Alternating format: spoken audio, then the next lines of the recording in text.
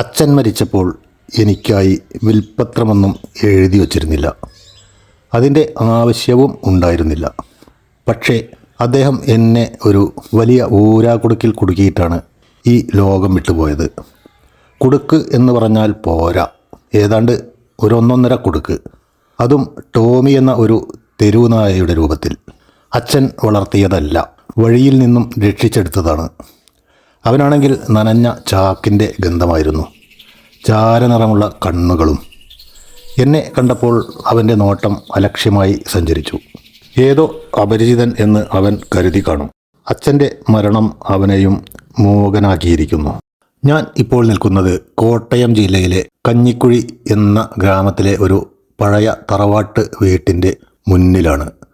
ചുറ്റും ചുവന്ന മണ്ണും പായൽ പിടിച്ച ചുമരുകളും അന്യാധീനമായി കിടക്കുന്ന പരിസരവും. സോറി, എന്നെ പരിചയപ്പെടുത്താൻ ഞാൻ മറന്നു. എൻ്റെ പേര് അരുൺ, 32 വയസ്സ് പ്രായം. ബംഗളൂരുവിലെ ഒരു വൻ IT കമ്പനിയിൽ സീനിയർ AI ആർക്കിടെക്ചറായി ജോലി ചെയ്യുന്നു. അവിടെ എൻ്റെ ലോകം കോഡുകളും ഡാറ്റകളും ഡെഡ് ലൈനുകളും മാത്രം. അതിനപ്പുറം ഒന്നും ശ്രദ്ധിക്കാൻ എനിക്ക് സമയമില്ല, താല്പര്യവുമില്ല. എൻ്റെ അച്ഛൻ ദിവാകരൻ ഇവിടെ അറിയപ്പെടുന്ന ഒരു സിവിൽ കോൺട്രാക്ടറായിരുന്നു. പക്ഷേ ലളിത ജീവിതം നയിച്ചിരുന്ന ഒരു സാധാരണ ഗ്രാമീണ മനുഷ്യൻ. മിനിഞ്ഞാന്ന് രാവിലെ അച്ഛൻ്റെ തലച്ചോറിലെ ഒരു രക്തക്കുഴൽ പൊട്ടി. അച്ഛൻ അങ്ങനെ കടന്നുപോയി. ഏക മകനായ എനിക്ക് അച്ഛൻ വിട്ടിട്ട് പോയത് ഈ പഴയ ഓടിട്ട വീടും പറമ്പും നിറം മങ്ങിയ 95 മോഡൽ മഹീന്ദ്ര ജീപ്പും പിന്നെ ഈ ടോമി എന്ന നായയെയുമാണ്. ശവസംസ്കാര ചടങ്ങുകൾ കഴിഞ്ഞ് 2 ദിവസത്തിനകം ബംഗളൂരുവിലേക്ക് മടങ്ങാനായിരുന്നു എൻ്റെ തീരുമാനം. അതിനു മുമ്പ് വീട് വിൽക്കാൻ ഏർപ്പാട് ചെയ്യണം.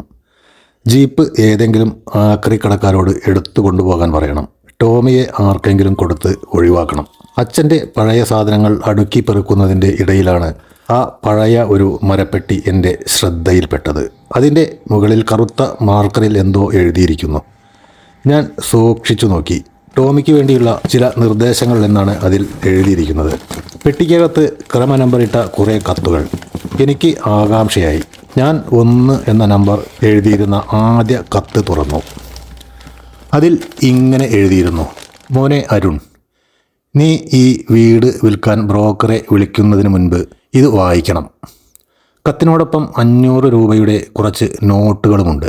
കൂടാതെ ടോമി ചെറുതായിരുന്നപ്പോൾ അച്ഛൻ്റെ ചെരുപ്പിനുള്ളിൽ ചുരുണ്ടു കിടക്കുന്ന ഒരു പഴയ ഫോട്ടോയും. ഞാൻ കത്തിലെ വരികൾ വായിക്കാൻ തുടങ്ങി. പ്രിയ മോനെ അരുൺ, നീ ബംഗളൂരു യാത്ര ഒരാഴ്ച മാറ്റിവെക്കൂ. എന്നിട്ട് നമ്മുടെ ജീപ്പ് എടുത്ത് ടോമിയെ അതിൽ കയറ്റി നാളെ തൊടുപുഴയ്ക്ക് പോകണം. ടോമിയെ മുന്നിൽ തന്നെ ഇരുത്തണം. വഴിയിൽ മഴ പെയ്താലും ജനൽ തുറന്നു തന്നെ വെക്കണം. അവന് യാത്രയിൽ മഴ വലിയ ഇഷ്ടമാണ്. രാവിലെ 6:30 തൊടുപുഴയിലെ ശ്രീലക്ഷ്മി ടീ സ്റ്റാളിൽ ചെല്ലണം. അവിടെ ചെന്ന് 2 പ്ലേറ്റ് പൊറോട്ടയും ബീഫ് കറിയും ഓർഡർ ചെയ്യണം. 1 നിനക്കും 1 ടോമിക്കുമാണ്. യാത്രയിൽ നീ ഫോൺ ഡാഷ്ബോർഡിൽ വെക്കരുത്. സത്യത്തിൽ അത് പോക്കറ്റിൽ നിന്ന് പോലും പുറത്തെടുക്കരുത്. വെറുതെ വണ്ടി ഓടിക്കൂ. വഴിയോര കാഴ്ചകൾ കാണൂ. വഴിയിൽ നടന്നു പോകുന്ന ആളുകളെ നോക്കൂ. ഈ കത്തിനോടൊപ്പമുള്ള ഒരു 500 രൂപ ആ കടയിൽ പാചകം ചെയ്യുന്ന ശാന്ത ചേച്ചിക്കുള്ളതാണ്. അത് അവർക്ക് കൊടുത്തിട്ട് നീ സ്വയം പരിചയപ്പെടുത്തണം. അവർക്ക് അത് വലിയൊരു സന്തോഷമാകും. ഞാൻ കത്ത് മടക്കി വാതിലിനടുത്ത് കിടക്കുന്ന ടോമിയെ നോക്കി. അവൻ എന്നെ നോക്കി ഒരു ദീർഘശ്വാസം വിട്ടു. അതിന് എൻ്റെ ഉള്ളിലെ ക്ഷീണത്തിൻ്റെ ശബ്ദമുണ്ടായിരുന്നു. ഞാൻ മനസ്സിലുറച്ചു, ഒരാഴ്ച, അതിലപ്പുറം ഈ നാട്ടിൽ എനിക്ക് നിൽക്കാനാവില്ല. തൊടുപുഴയിലെ ടീ സ്റ്റാളിൽ എനിക്ക് എൻ്റെ ശരീരം തന്നെ അന്യമായി തോന്നി. അത്രയ്ക്ക് വൃത്തിഹീനമായിരുന്നു അതിൻ്റെ ഉൾവശവും അതിലെ ജീവനക്കാരും. ബംഗളൂരുവിൽ കഫേ കോഫി ഡേയിലും സ്റ്റാർബക്സിലും മാത്രം കോഫി കുടിച്ചിരുന്ന ഞാനിന്ന് 6 രൂപ വിലയുള്ള ചായ കുടിക്കുന്നു. അതും വൃത്തിഹീനമായ ഗ്ലാസിൽ. പക്ഷേ എന്തുകൊണ്ടോ നീണ്ട 10 വർഷത്തിന് ശേഷം ആദ്യമായി എൻ്റെ തലയിൽ പ്രശാന്തമായ ഒരു നിശബ്ദത അനുഭവപ്പെട്ടു. നഗരത്തിൻ്റെ ആരവങ്ങളിൽ നിന്നും നാട്ടിൻപുറത്തിൻ്റെ ശാന്തതയിലേക്ക് വഴുതി വീണതുപോലെ. ഇപ്പോൾ ഒരാഴ്ച കഴിഞ്ഞിരിക്കുന്നു. ഞാൻ ഇനിയും മടങ്ങിപ്പോയിട്ടില്ല. കഴിഞ്ഞ ഒരാഴ്ച കൊണ്ട് ടോമിക്കുള്ള നിർദ്ദേശങ്ങൾ ഏതാണ്ട് എനിക്കുള്ള നിർദ്ദേശങ്ങളാണോ എന്നുപോലും തോന്നി തുടങ്ങിയിരിക്കുന്നു. ഞാൻ കത്തുകൾ ക്രമനമ്പർ തെറ്റിക്കാതെ ഒന്നൊന്നായി വായിച്ചും അതിൽ പറഞ്ഞിരിക്കുന്ന പ്രകാരം കാര്യങ്ങൾ ചെയ്തും പോന്നു.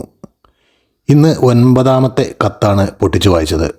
അതിൽ കോട്ടയം പബ്ലിക് ലൈബ്രറിക്ക് പുറകിലെ പാർക്കിൽ നീ പോകണം എന്ന് എഴുതിയിരിക്കുന്നു.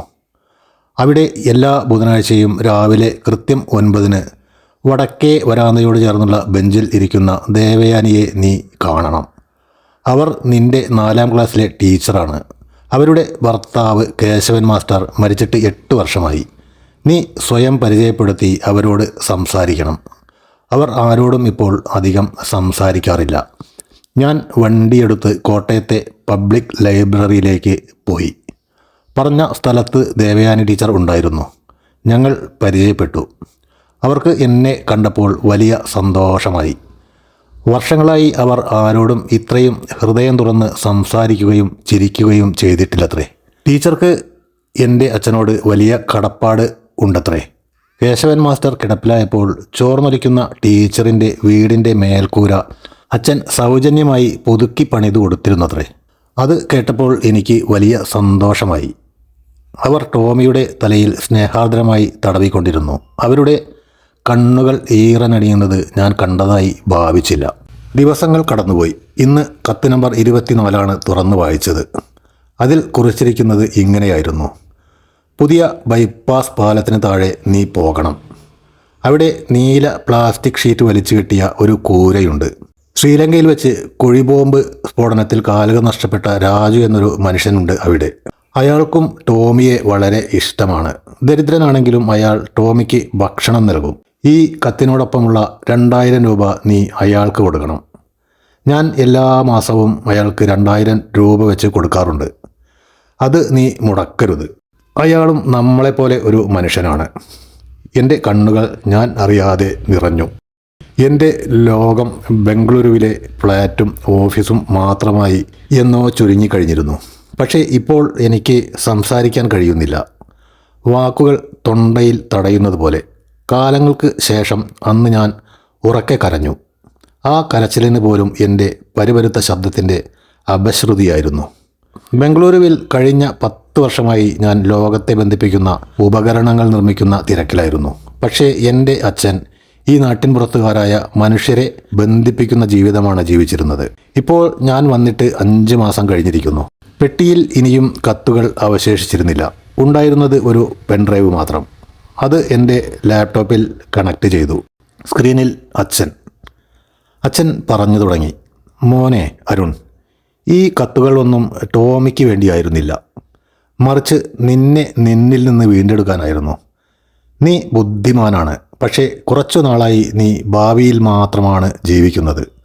വർത്തമാനകാലം എന്നൊന്ന് നിനക്ക് അപരിചിതമാണ്. ജീവിതം എന്നത് ഇവിടെ ഇങ്ങനെയാണ്. അത് ഈ മണ്ണിലും ഈ മനുഷ്യരിലും അവരുടെ സഹജമായ ഈ ജീവിതത്തിലുമാണ്. ഇവിടെ ടോമി ആയിരുന്നില്ല രക്ഷിക്കപ്പെടേണ്ടവൻ, അത് നീ തന്നെയായിരുന്നു. ഇത്രയും പറഞ്ഞ് അച്ഛൻ സ്ക്രീനിൽ നിന്നും മാഞ്ഞുപോയി. ഇന്നും ഞാൻ ആ വീട് വിറ്റിട്ടില്ല. മഹീന്ദ്ര ജീപ്പ് ഇപ്പോഴും എന്നോടൊപ്പമുണ്ട്. ജോലിയെ ഞാൻ എന്നേ വർക്ക് ഫ്രം ഹോം ആക്കി മാറ്റിക്കഴിഞ്ഞു.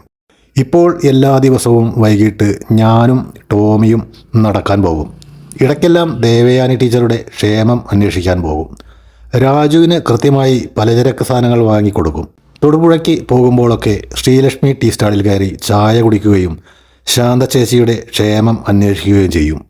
ഇപ്പോൾ ആളുകൾ ടോമിയോട് മാത്രമല്ല എന്നോടും കൈവീശി തുടങ്ങിയിരിക്കുന്നു.